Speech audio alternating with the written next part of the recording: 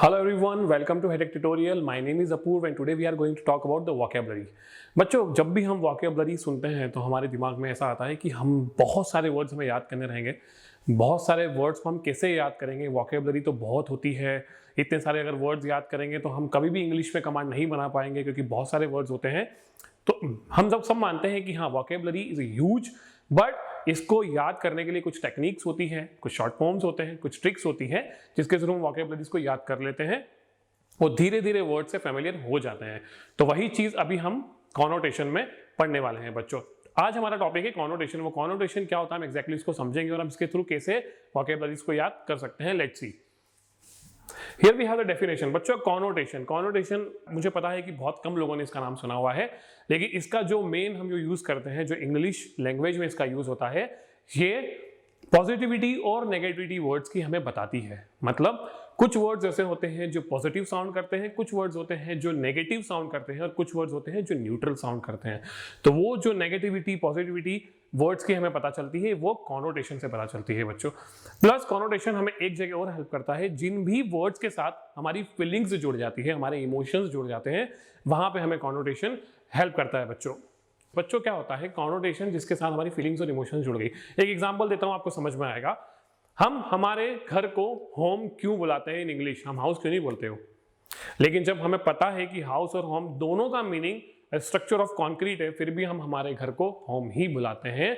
तो उसका रीजन है कि उस वर्ड के साथ, उस पर्टिकुलर वर्ड के साथ हमारी फीलिंग्स, हमारे इमोशंस कनेक्ट हो चुके हैं, इसलिए हम उस वर्ड को हमेशा यूज करते हैं।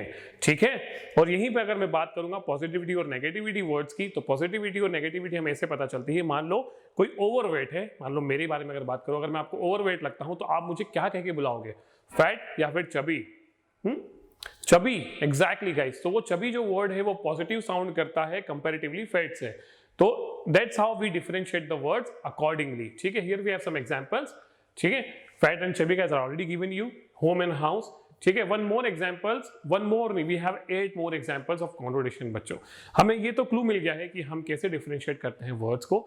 यहाँ पे हम देखेंगे कुछ ऐसे वर्ड्स जो कि सेम मीनिंग कंटेन करते हैं, लेकिन फिर भी उनका जो टोन होता है, जो स्टाइल होता है, वो नेगेटिव और पॉजिटिव साउंड करता है। Here we have the tabular material, number, group, word, meaning and connotation बच्चों।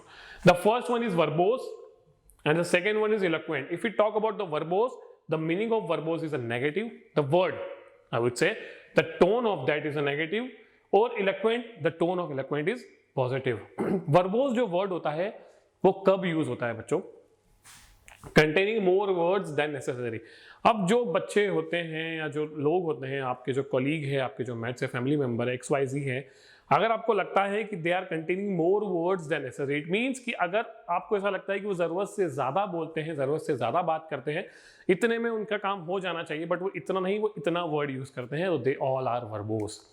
अच्छा, वर्ड्स को याद करने की कोई टेक्निक होती है। मान लो आपके फ्रेंड का नाम है रोनित, तो रोनित को आपने नाम दे दिया verbose, because you know that कि वो जरूरत से ज्यादा बोलता है।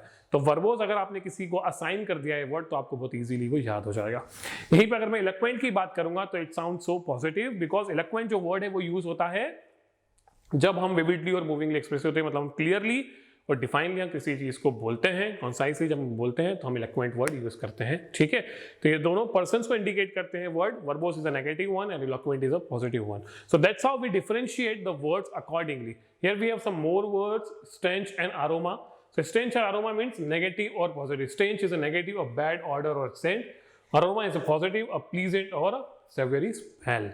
The third one is a cheap and thrifty. If you talk about the cheap, a person who has to spend money, or thrifty, a person who is very careful with the money. Thrifty की मैं बात करूं तो जो कंजूस होते हैं, अब कोई कंजूस है, हमें ये नहीं पता है कि वो कंजूस क्यों है। हो सकता है कि उसकी फाइनेंशियल जो स्टेटस है वो ज़्यादा वीक है, या वो हम लोग देख सकते हैं कि जो लोग गरीब भी होते हैं तो वो कंजूस उनको इसलिए कहा जाता है कि they don't have enough money to spend out. But कुछ लोग होते हैं जिन्हें हम चीप कहा जाता है, तो वो जो लोग होते हैं उनके पास पैसा है, उसके बाद भी they refuses to help others, or they refuse to spend the money. So that's how we differentiate the negativity and the positivity of the word. The fourth one is young, beautiful, youthful and childish. So young is a neutral word. अगर मैं बात करूंगा किसी को भी, अगर मैं young word के साथ प्रोनाउंस करूंगा तो एकदम न्यूट्रल है। It doesn't sound positive, it doesn't sound negative. That's how youthful is a positive one and the childish is a negative one. हम यूज करते हैं word accordingly. So we all know that which one is a positive and which one is a negative. Here we have some more words, guys. Proud, confident and conceited. Okay, so that's how we differentiate all the words. And strong, determined, scrawny. Here we have the slender, crippled and disabled. So that's how we differentiate according to the words, guys. ये जो PPT है आप लोग इसका screenshot भी ले सकते हैं ताकि आप लोगों को डिफरेंशिएट करने में प्रॉब्लम ना हो और you will get to learn more and more words accordingly. Okay, so here we are done with the tables and the definition of the connotation. Do like this video. इसके next session में guys हम लोग इसकी exercises करेंगे. हम ये देखेंगे कि एग्जाम्स में ये क्वेश्चंस कैसे आ सकते हैं, कैसे पूछे जा सकते हैं. उससे हमें और भी वर्ड्स मिलेंगे. विल गेट टू नो कि how we guys can use positive words with the positive peoples. Okay.